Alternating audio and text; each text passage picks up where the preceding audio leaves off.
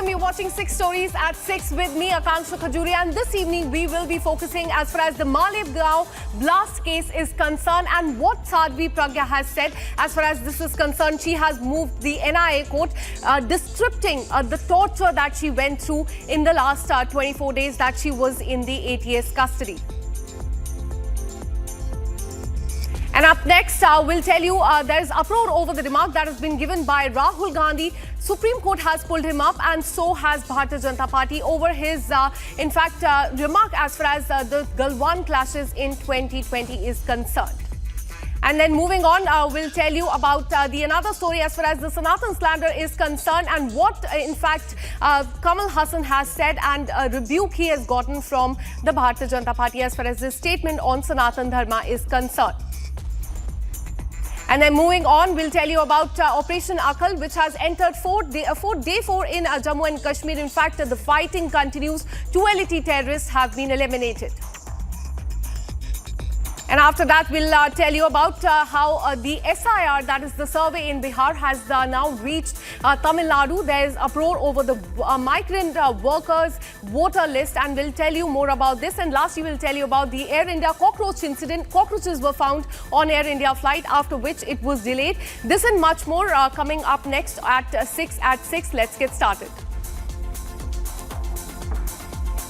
In fact, she was called a terrorist, locked up for years and torture for 24 days. And now Sadhvi Pragya has hit back. She has submitted a 30-page complaint to the NIA court alleging custodial torture by the Maharashtra ATS officer. She sustained physical and psychological torture during the early days of the custody. Sadhvi claims that she was subjected to brutal third-degree treatment and denied medical treatment by certain officers, including the former Maharashtra Police Commissioner Parambir Singh, and she has pleaded strict legal action against these officers for violating the fundamental rights, falsifying the evidence and manipulating the witnesses to frame her in the Malegaon blast case. The Special NIA Court has taken note of this complaint that she has filed in the NIA Court. First up, listen to what Sadhvi Pragya had to say.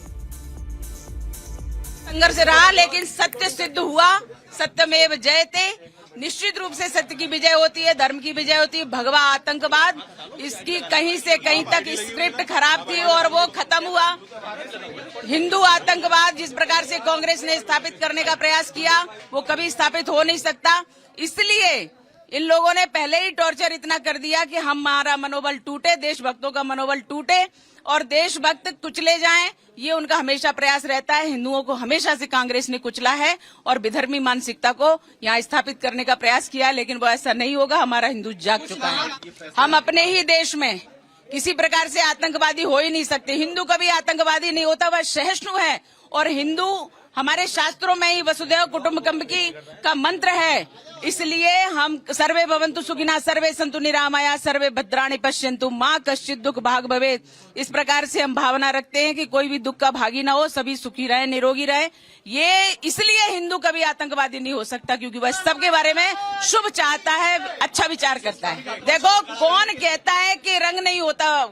निश्चित रूप से रंग होता है। और ये हरा रंग लेकर के जिस प्रकार से इन्होंने हमारे पहलगाम में जिस प्रकार से पूछ के तुम हिंदू हो हम मारते हैं, तुम हिंदू हो हम मारते हैं, और जिस प्रकार से उन्होंने कपड़े उतरवा करके लोगों की परीक्षण किया और हिंदू है इसलिए मारा, तो इसलिए मुसलमान आतंकवाद होता है, ये निश्चित है। On the allegation of custodial torture, Republic confronted former Maharashtra Police Commissioner Parambir Singh. He, however, remained completely silent. Watch this. Did you work to serve political agenda? Parambir Singh, did you work to serve political agenda? Why you didn't appear in court? Despite several summons. Parambir Singh, here is the Parambir Singh. This is Parambir Singh. Why are you running from Republic question? Parambir Singh, why are you running from the Republic question? What is your answer? What are you trying to hide? Why did you not appear before the court during trial? Did you work to serve political agenda? Did you plant evidence to frame innocent? Mr. Parambir Singh, here is the Mr. Parambir Singh, and he is not responding any answer of my question. You are, here is the Parambir Singh. Parambir Singh, court questioned the role of Maharashtra ATS in Malegaon blast case. Did you plant evidence? Did you plant evidence? Did you plant evidence? Parambir Singh, court questioned the role of Maharashtra ATS in Malegaon blast case. Did you plant evidence? Did you plant evidence? Did you plant evidence? Let me bring in my colleague Gopi, who's been tracking this story very closely. Gopi, tell us in detail what Sadhvi Pragya has stated in her plea as far as NIA court is concerned in this Malegaon blast case. Tell us what she has mentioned in that. Well, in fact, Akanksha, to clarify for our viewers, this is a statement which has been recorded under Section 313 of CRPC before the NIA court, and we have accessed details of this statement from our legal sources in Mumbai. And what they have mentioned, what we have understood is she has leveled strong charges against Parambir Singh as well as senior officials of Maharashtra ATS, while also to tell our viewers, she has mentioned in detail about the mental and physical torture which she went through. Apart from this, she has also mentioned in this statement that she was denied of fundamental right. She was not being treated in spite of being hit. Her lungs were severely damaged, but still she was devoid of any kind of medical treatment. Also, what we are understanding from our legal sources is that the mention of action to be taken against this Maharashtra ATS officials is also present, is also written in that particular statement which has been recorded under Section 313 of CRPC. Apart from this, she has also claimed that there were fabricated evidences which were created by the Maharashtra ATS, and she needs clarity on the same issue as well. So these are a few details which have emerged from the statement which Sadhvi Pragya has recorded under Article 313 of CRPC at the NIA court, which we could understand from our legal sources. Back to you. Absolutely. So this is the torture tale that has been narrated by Sadhvi Pragya. Remember, she recently got acquitted in the Malegaon blast case. Thank you so much, Gopi, for all the details. We'll keep coming back to you for more on this. Now, shifting our focus, the Supreme Court today has questioned Congress MP Rahul Gandhi for his remarks about Indian Army, remarking that a true Indian will not say all this. And this comment of his was in reference to India-China face-off in Arunachal Pradesh. And Rahul Gandhi said that the Chinese army has captured 2,000 square kilometers of Indian territory, killed 20 Indian soldiers and trashed our Jawans. And this is what he had mentioned after that this case had started.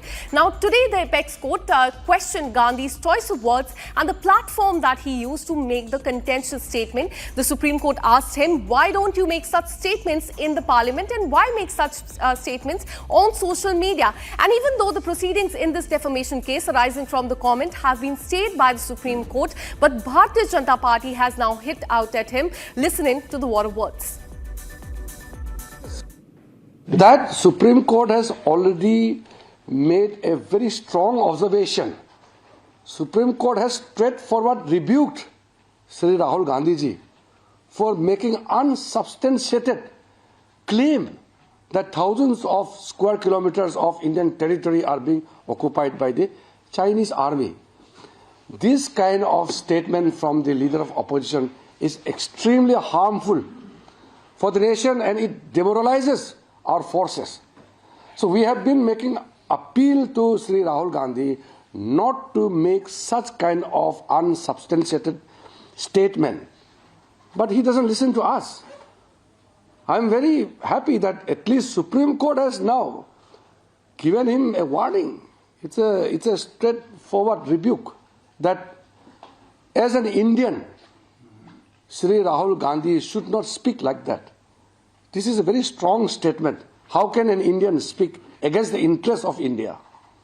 This is something, a lesson for all those who are Indian by status and citizenship, but keep on demonizing Indian institution and our Indian interests all the time. So I feel that this kind of strong observation from the Honorable Supreme Court is very befitting and timely. ये कई press वार्ताओं में हमने दिखाई है। ये तस्वीर है, party to party MOU करते हैं राहुल गांधी चीन की पार्टी से, और आज ऐसा लग रहा है जब सर्वोच्च न्यायालय की टिप्पणी भी आ चुकी है, यह कहना गलत नहीं होगा, भारतीय नागरिकों को यह नहीं बताते कि इस करार में क्या है। यकीनन इस करार में राहुल गांधी ने यह प्रण लिया है कि वो भारत को कमजोर करेंगे, चीन को मजबूत करेंगे, और इसीलिए चाहे डोकलाम हो चाहे गलवान हो, हर भारतीय भारत के साथ खड़ा था, भारत की वीर सेना के साथ खड़ा था, और राहुल गांधी कह रहे थे हमारी वीर भारतीय सेना चीनी सेना से पिट गई है। यह दुर्भाग्यपूर्ण है। An opposition party, Sanatan slander is unending. Rajya Sabha MP Kamal Hassan has now stirred a controversy by making an anti-Sanatan statement. He said, and I quote, "Education is only weapon that can break the chains of dictatorship and Sanatan Dharma." And comments come a day after. Remember, NCP SCP MLA Jitendra Awad has said that Sanatan has ruined the country. Now, BJP has hit out at both of them for the Sanatan slander. Listen in. பிள்ளைகளுக்கு கல்வி கிடைக்காமல் செய்து விட்டது இந்த சட்டம். ஆகரம் நினைச்சா ஒண்ணும் விட முடியாது. அந்த சட்டத்தை மாற்றி எழுதக்கூடிய பலத்தை தருவது கல்விதான். அந்த கல்வி இந்த போரில் ஆயுதமின்றி நாட்டையே செதுக்க வல்லது. இது சர்வாதிகார சங்கிலிகளை, சனாதன சங்கிலிகளை எல்லாம் நொறுக்கி தள்ளக்கூடிய ஒரே ஆயுதம் இதுதான். இதை தவிர வேற எதையும் கையில் எடுக்காதீங்க. सनातन धर्माने भारताचं वाटोळं केलं. सनातन धर्म नावाचा धर्मच नव्हता. आम्ही हिंदू धर्माला मानणारे आहोत. ज्या सनातन धर्माने आमच्या शिवरायांना राज्याभिषेक नाकारला, ज्या सनातन धर्मियांनी आम्हाला आमच्या छत्रपती संभाजींना बदनाम करून टाकलं, ज्या सनातन धर्मियांनी महात्मा फुलेंना मारण्याचा, खून करण्याचा प्रयत्न केला, सावित्री माईच्या अंगावरती शेण गोटे सगळे. He is more loyal to DMK and he is uttering words which all will make DMK chief and the DMK functionaries happy.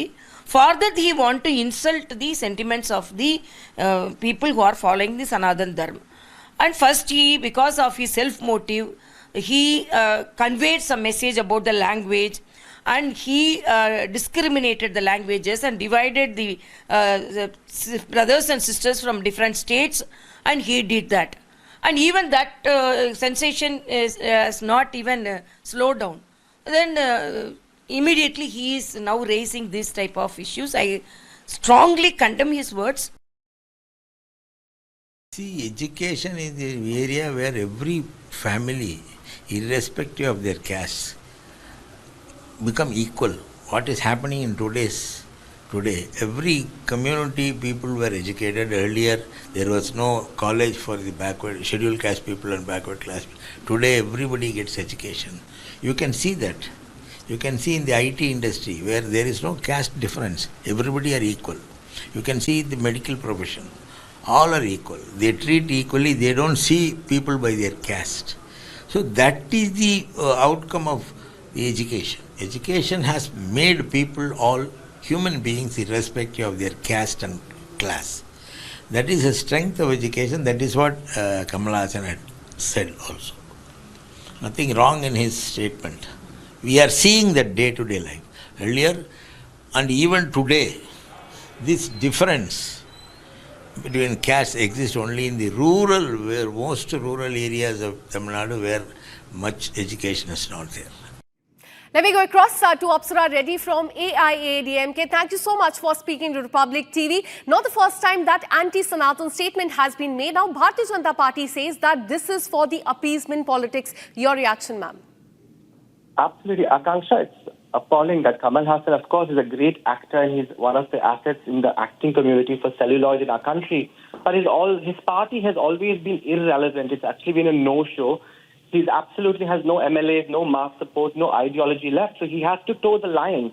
For the Rajya Sabha seat that the DMK has given him, he has to stay politically afloat because of the DMK. And now to remain in the headlines, he attacked Sanatan Dharma, calling it a chain. I mean, look at it, Akanksha. How can you call it a chain? It's not a drug addiction that needs to be broken. It's not progressive thought. It's absolutely regressive. He's had a divisive outburst against the very spiritual fabric of our nation. I think Sanatan Dharma, which gave the world concepts like, say, ahimsa, seva, dharma, he can't reduce it to like a cheap political punching bag by like the same man who claimed to stand up for the people. He's mocking at the majority of our country, calling them fools. Who is he to pass judgment? Who gives him the authority to call somebody fools while begging for his own votes? He needs these fools.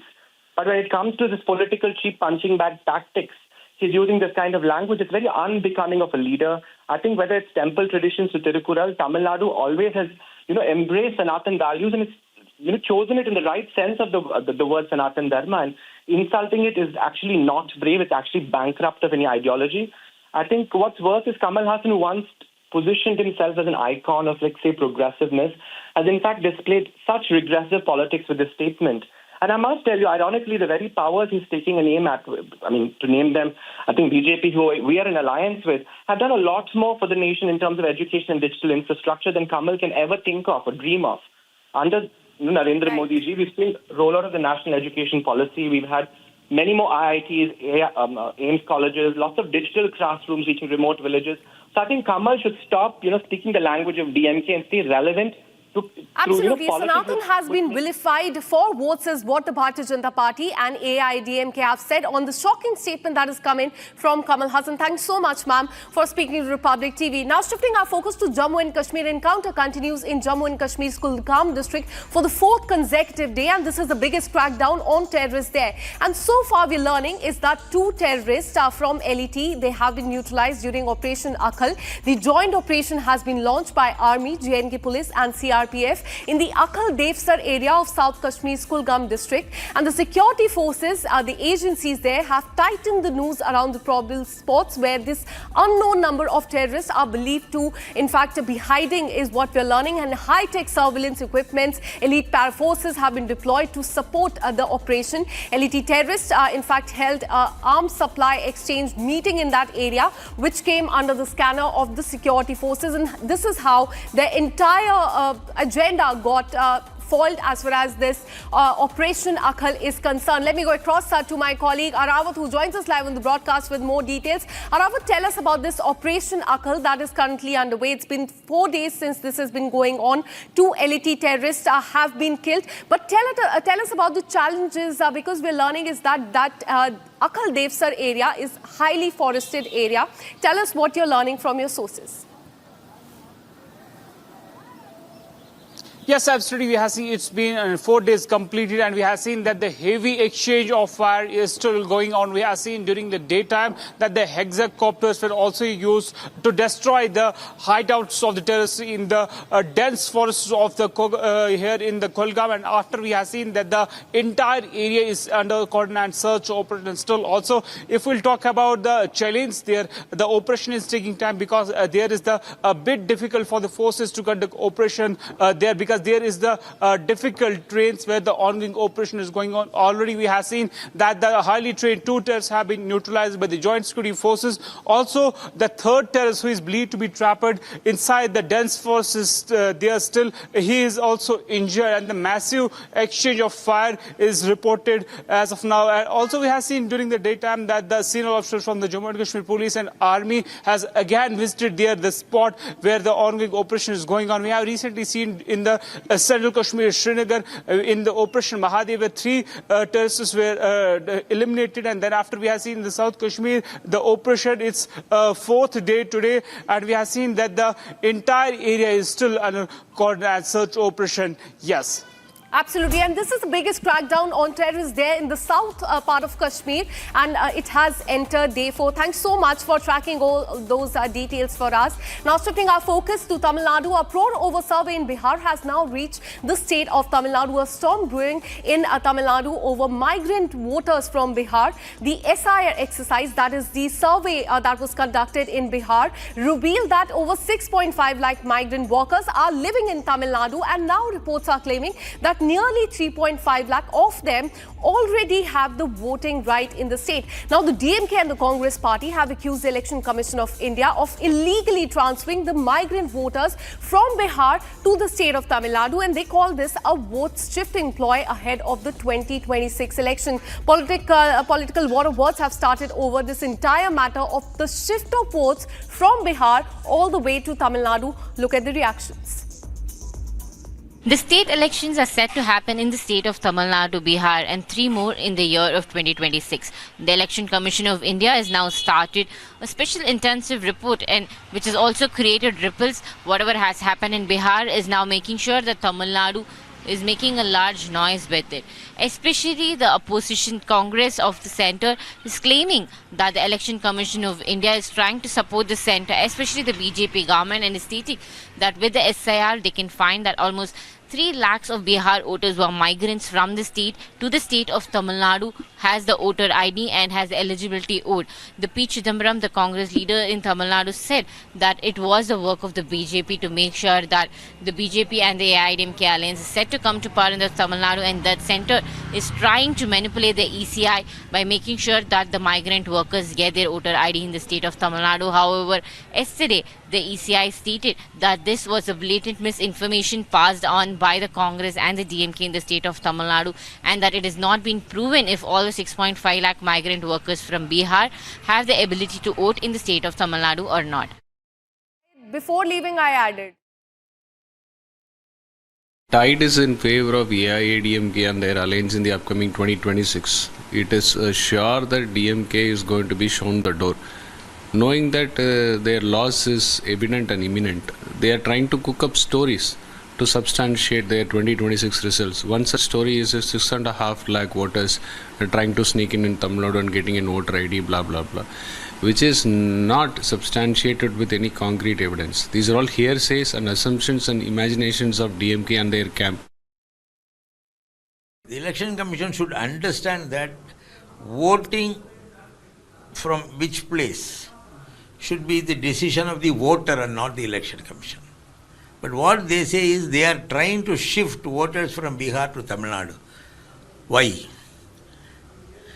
They are under pressure from the BJP that there is no support to BJP, so they want to create supporters in Tamil Nadu. That is unfair and that is unlawful also. It is for me to, many people are working elsewhere. Even now, many people are working in Delhi from Tamil Nadu. During elections, they come back to their hometown and vote. Because it is their choice. It is not the Election Commission's choice. And now shifting our focus, imagine paying thousands for a flight and then finding cockroaches on it, and then being told that these are quote-unquote a few small cockroaches and insects that can sometimes enter an aircraft. And shockingly, this happened today on San Francisco and Mumbai flight, Air India flight, and 2 passengers in fact spotted cockroaches mid-air on Air India flight AI-180 is what we're learning. Air India has now said sorry. A templated response has come from them as always, but the incident comes at a time when Tata Group-owned carrier is already facing heat for persistent operational challenges, including delays, service complaint and maintenance issue as well. And at this point, there are cockroaches which were also found. And after that, a templated response once again coming in from Air India on this as well. And this is all we could pack for you in this edition of 6 Stories at 6. We'll be back tomorrow with more such stories. Till then, keep watching Republic TV.